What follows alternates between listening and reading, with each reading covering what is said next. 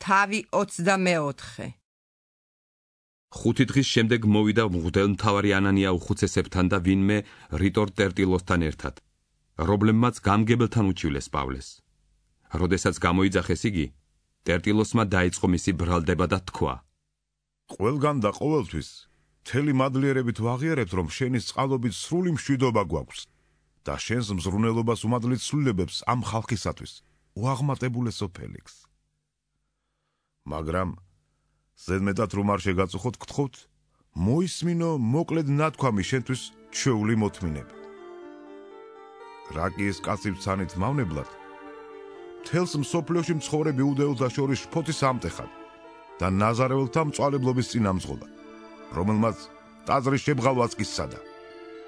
ჩვენ შევიფყარეთ იგი და გვინდოდა ჩვენი რჯულის მიხედვით განგვეკითხა.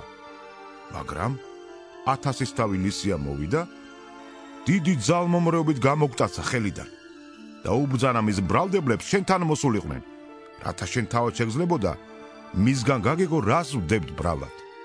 იუდეელებმაც დაადასტურეს და თქვეს: ასიაო.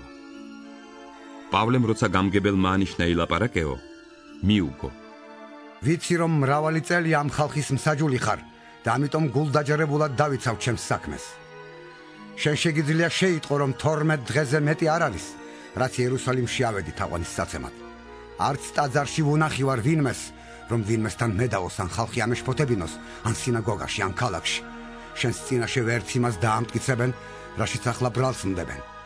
ამას კი ვაღიარებ შენთან, რომ იმ მოძღვრებით, რომელსაც ეგენი მწვალებლობას უწოდებენ, მე ნამდვილად ვემსახურები მამების ღმერთს და მწამს ყოველივე, რაც ეთანხმება რჯულს და რაც წინასწარმეტყველებაშია დაწერილი. მაქვს ღვთის იმედი, რომ იქნება მკვეთრით აღდგომა, როგორც მართალთა, ისე უკეთურთა, რასაც თავად ესენიც მოელიან. ამიტომ ვცდილობ ყოველთვის უმწიკულო სინდისით ვიყო ღვთისა და კაცთა წინაშე. მრავალი წლის შემდეგ მოვედი ჩემი ერისათვის, მოწყალებისა და შესაწირავის მოსატანად. ამგვარად მნახეს ტაძარში განწმენდილი ხალხისა და შფოთის გარეშე. აზიელ იუდეველთაგან იყვნენ ისინი, რომელნიც უნდა გამოცხადებულიყვნენ შენს წინაშე და დაედოთ ბრალი, თუ რამე ჰქონდათ ჩემს წინააღმდეგ. ანდა თვითონ ამათ თქვან, რა ბრალი ნახეს ჩემში, როცა სინოდირონის წინაშე ვიდექი. გარდა იმ ერთი სიტყვისა, რომელიც მე წამოვიძახე მათ შორის მდგარმა. მწვრეთით აღდგომისათვის განვიკითხები მეთქი თქვენს წინაშე დღეს. რა კი კარგად იცნობდა ამ გზას, ფელიქსმა ვადა გადაუდო მათ და უთხრა: როცა 1000-ის თავი ლისია მოვა, მაშინ განვიხილავ თქვენს საქმეს. 100-ის თავს უბრძანა დაეცვა იგი, მაგრამ ისე რომ არ შეეწუხებინათ და მისიანთაგან არავისთვის აეკრძალათ მისი მომსახურეობა.